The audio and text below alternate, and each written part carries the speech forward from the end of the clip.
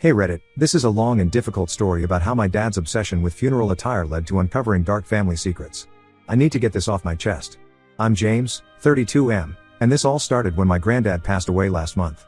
Dad, 58M, called me about the funeral arrangements and what I planned to wear. I told him my usual funeral outfit, black pants, white shirt, and my dark gray coat that I've worn to every funeral for the past 5 years. It's a well-made wool coat that I spent good money on, and honestly looks almost black unless you're really looking at it in direct sunlight. Dad immediately got upset about the coat. Not just mildly annoyed, but genuinely angry. He kept saying everyone would be wearing black and it looked stupid and disrespectful in gray. I tried explaining that it's a perfectly appropriate formal coat, but he wouldn't listen. Some background on my dad: he's always been obsessed with appearances, especially at family events. Growing up, everything had to be perfect. He'd make us change clothes multiple times before family gatherings, taking photos to analyze if our outfits matched properly. My mom Sarah, 56F, used to joke that he cared more about how we looked in family photos than how we actually felt at events. But there was always something especially weird about how he acted around funerals. He'd get extremely stressed about what everyone wore, creating detailed lists of acceptable colors and styles. Mom said this behavior started after his own father's funeral 30 years ago, but she never explained why. As kids, we just accepted it as one of Dad's quirks. When I explained I couldn't afford to spend 40 to 50 pounds on a new coat right before Christmas, especially being a week away from payday, Dad completely lost it. He called me selfish, said I was deliberately trying to embarrass the family, and hung up on me. This was surprising because while Dad could be controlling about clothes, he'd never blown up at me like this before. The next morning, Dad showed up at my house unannounced with a brand new black coat. He tried forcing me to take it, saying I had to wear it or I'd embarrass the family. When I refused, telling him I didn't need charity and my gray coat was perfectly fine, he broke down crying. Not normal tears, but full-on hysterical sobbing. He kept repeating, "You don't understand, you have to wear black. Everything has to be black." I tried calming him down, but he just got more agitated. He started rambling about his father's funeral, saying something about photos and family shame. It was honestly scary seeing him like this. Dad's usually very composed and proper. I'd never seen him lose control like this before. Mom called me later that night, upset that I'd triggered what she called Dad's funeral anxiety. She begged me to just wear the coat to keep peace in the family. When I pushed back, saying Dad's behavior wasn't normal and he needed help, she got defensive. She said there were things about the family history I didn't understand, but insisted it wasn't her story to tell. Growing up, money was always tight in our family. Dad worked as an accountant at my grandfather's company, and while we weren't poor, we definitely weren't wealthy either. Mom was a teacher but had to quit when my sister Amy, 29F, was born with health issues. So Dad's insistence that I buy a new coat I couldn't afford really bothered me. The day before the funeral, Dad showed up again. This time he brought Uncle Pete, 60M, his older brother, probably hoping he could convince me. Uncle Pete tried reasoning with me about the coat while Dad paced in the background like a caged animal. When I still refused, saying I wouldn't spend money I didn't have on a coat I didn't need, Uncle Pete pulled me aside and told me something that changed everything. Apparently, at my grandfather's funeral 30 years ago, my dad wore a gray coat despite his mother insisting on black. Someone took photos of the funeral party and sent them to the local newspaper. This was back when small-town papers regularly published funeral photos. Those photos revealed something the family had tried to keep hidden. My grandfather had a whole second family, and they were all at the funeral too, wearing black. The gray coat made my dad stand out in the photos, which led to people noticing and asking questions. The story spread through our small town like wildfire. The scandal nearly destroyed our family. Grandmother had known about the second family but kept quiet to avoid shame. The photos forced everything into the open. Dad blamed himself for wearing gray, convinced that if he'd worn black like everyone else, the secret would have stayed buried. This explains so much about Dad's obsession with funeral attire, but I still think he's being irrational.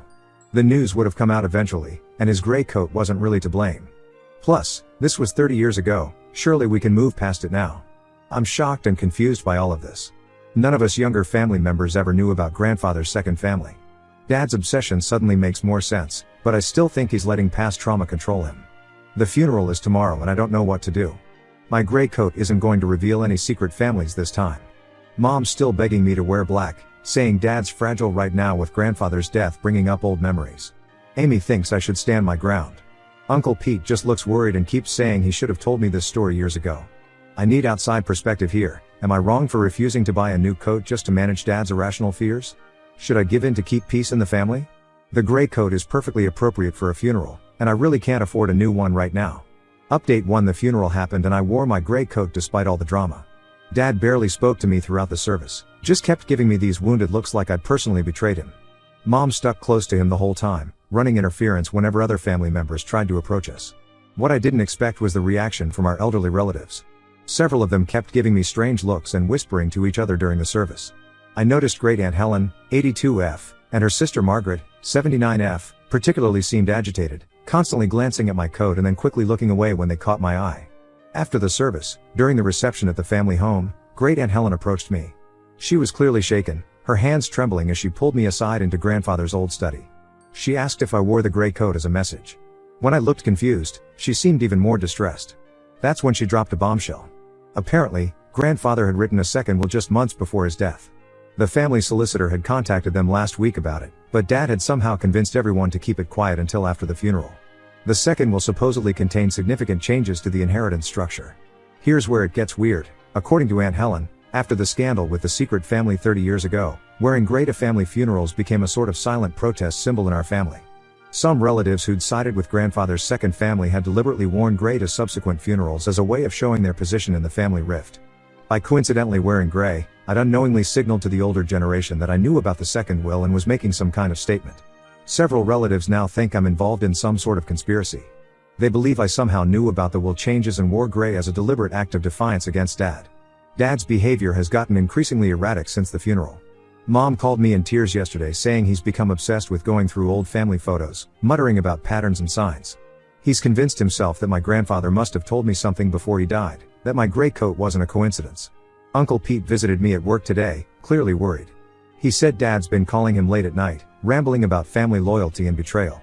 Dad's apparently convinced that grandfather told me family secrets and the gray coat was my way of declaring allegiance to some rival family faction.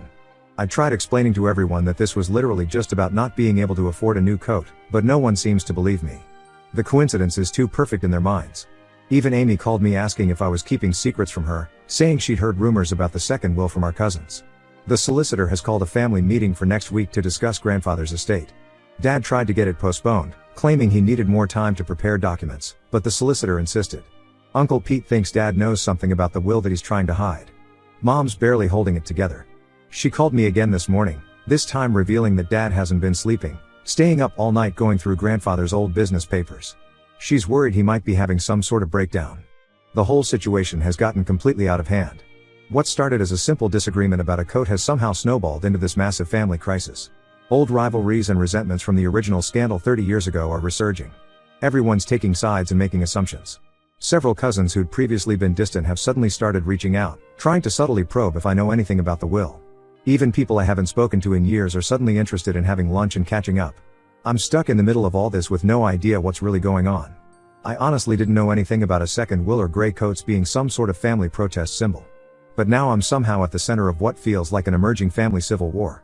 The family meeting is in 5 days. Mom's begging me to stay away, saying Dad needs time to calm down. Uncle Pete thinks I need to be there to clear things up. Amy wants to come with me for support.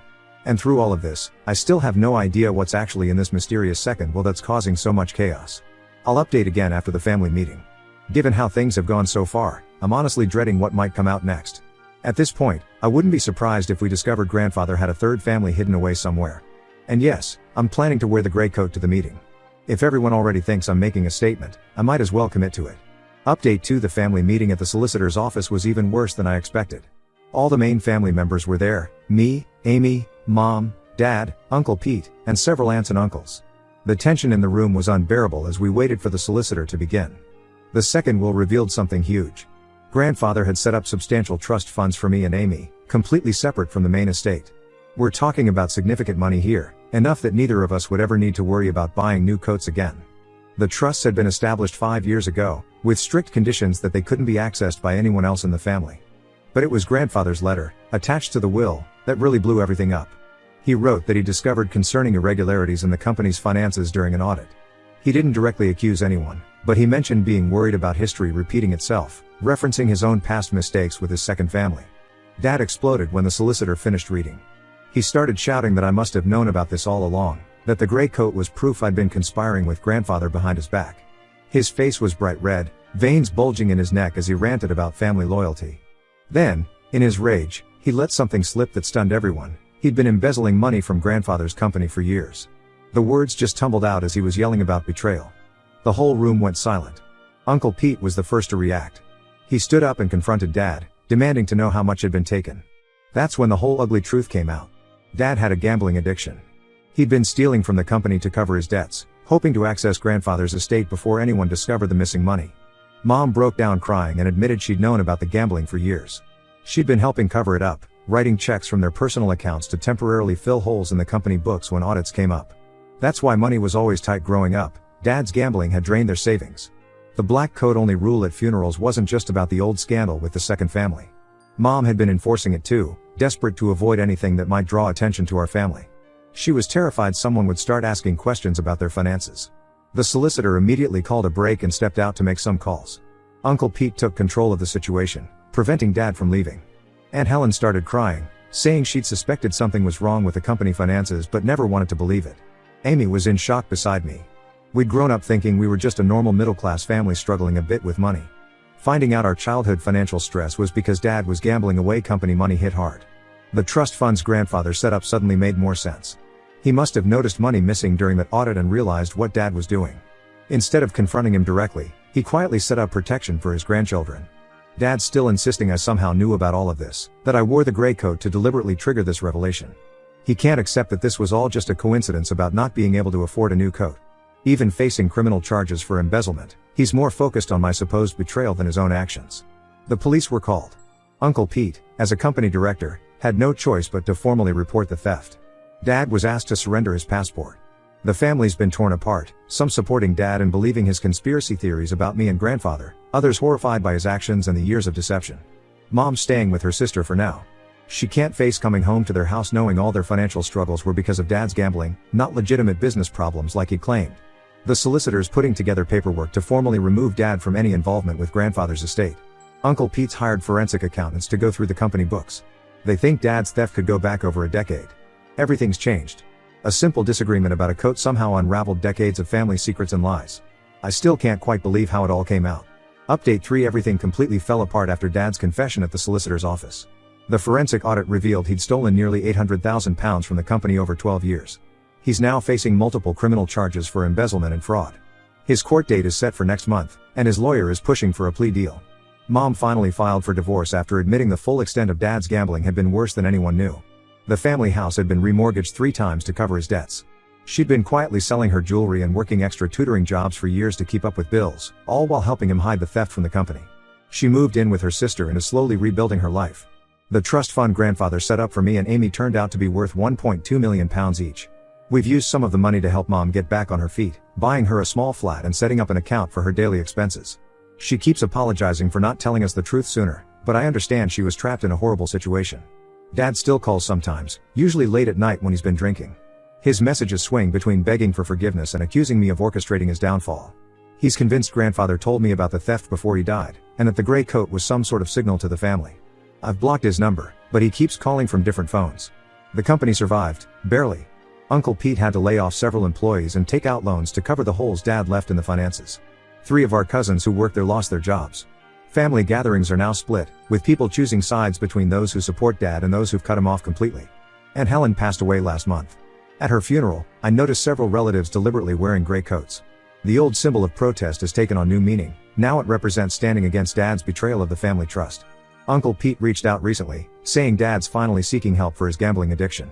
Apparently, he's joined a support group and wants to meet with me to explain everything. He sent a long letter talking about how the pressure of following in grandfather's footsteps at the company drove him to gambling, how he always felt inadequate after the scandal with the second family. I'm not ready to see him. Some betrayals run too deep to fix. Finding out my childhood memories of financial struggle were because of his gambling and theft, not legitimate hardship, has changed how I view everything about my upbringing. Amy's handling it differently. She's agreed to meet Dad, saying she needs closure. Mom's supportive of her choice but understands why I can't do the same yet. I still wear my gray coat to formal occasions. It's become a reminder that sometimes standing your ground, even over something seemingly small, can bring hidden truths to light. The family's permanently split over everything that happened, but at least we're done with secrets and lies. And yes, I did finally buy a black coat. It's hanging in my closet with the tag still on. I'll probably never wear it. Some symbols become too powerful to give up. The whole experience has taught me that family secrets never stay buried forever. Sometimes it takes something as simple as a gray coat to unravel decades of deception.